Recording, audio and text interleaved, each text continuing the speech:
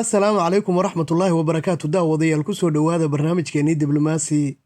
waa barnaamijkeenni maalinta toddobaad ee dagaalka ka socda dhulka falastiin una dhexeeya soo majeystayaasha xamaas iyo weliba ciidamada maamulka baadilka ku dhisan ee yuhuudda oo iyagu ah kuwo ay taageerayaan gebi ahaanba dowladaha reer galbeedka ah iyo kuwo badan oo kaloo isqarinaya waxaynu ku war helnay ciidamada cirka ee maamulka baadilka ku dhisan oo burburinaya qasa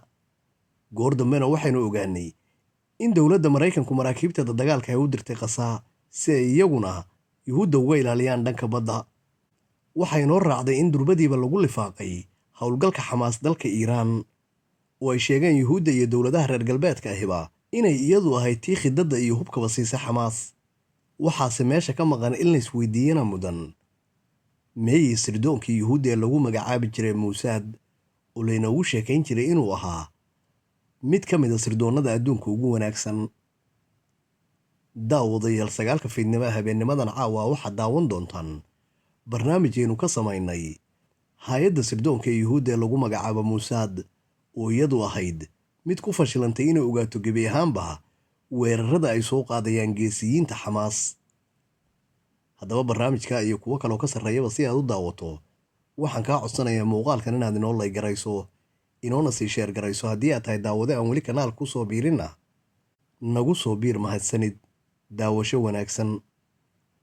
wasaaradda gaashaandhigga ee maamulka baadilka ku dhisan ee yuhuuddu waxay sheegtay habeennimadii xalay ahayd in ciidamadooda cirka habeennimadii xalay ay weerareen 750 bartilmaameedyadan ayay sheegtay gebi ahaanba inay ahaayeen kuwa ku yaalla magaalada qaso aynu ognahay inay tahay magaalo ciriiriya guryahay burburiyeenna waxaa la sheegay inuu ka mid ahaa guri dheer uu ka koobnaa 12 dabaq kaasoo gebi ahaantiisaba ay deganaayeen qaybo ka mida bulshada rayidka ahi danjirihii hore dowladda australia u joogay dalka libnaan iyer bremeter waxa uu sheegay 48 saacadood ee soo socda in ciidamada dhulka ee maamulka baadilka ku dhisan ee yuhuuddu gudaha u geli doonaan qase ayna damacsan yihiin gebi ahaanba inay qabtaan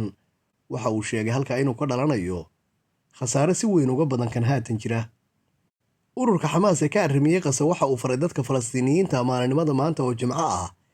inay isugu soo baxaan dibadbaxyo aad u waaweyn kuwaasoo ay ku dhaleecaynayaan duqaymaha yuhuuddu ku hayso qasa sidoo kale waxa uu ka codsaday maamulka daanta galbeed ee reer falastiin inay dadka halkaa ku nool isugu yimaadaan hareeraha masaajidka barakaysan ee alaqsa si ay adduunka ugu muujiyaan dhibaatada yuhuuddu ku hayso dadka falastiiniyiinta ah hay-adaha xuquuqul insaanku waxay ku eedeeyeen yuhuudda inay isticmaaleen hubab khatara oo aan loo oggolayn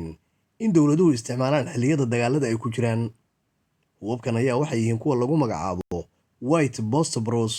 waxaana dhowaan lagu eedeeyey dowladda ruushku inay u adeegsatay mid ka mid ah howlgalladeeda dalka yukrain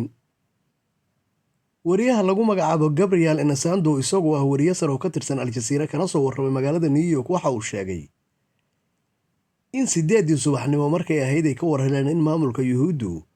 uu ku amray 1,100,000 oo qof qaramada midoobay inay ka rarto waqooyiga qasa una rarto koonfurta waxa uu sheegay arrintaasu inay tahay midaan macquul ahayn durbadiiba qaramada midoobay xafiiskeeda qaabilsan arrimaha falastiiniyiintu waxa uu sheegay inaanay haysan wakhti ku filan ay dadka ku daadgurayn karaan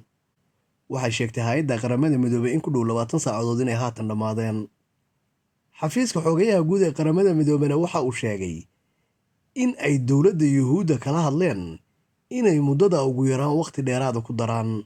amaba ay iska daayaan gebi ahaantiisna ay dib uga noqdaan go'aanka qallafsan yuhuudda ayaa doonaya 1,100,000 oo falastiiniyiin oo ku nool waqooyiga qasa in loo raro koonfurta waxay ku andacoodeen in waqooyiga qasa ay u badan yihiin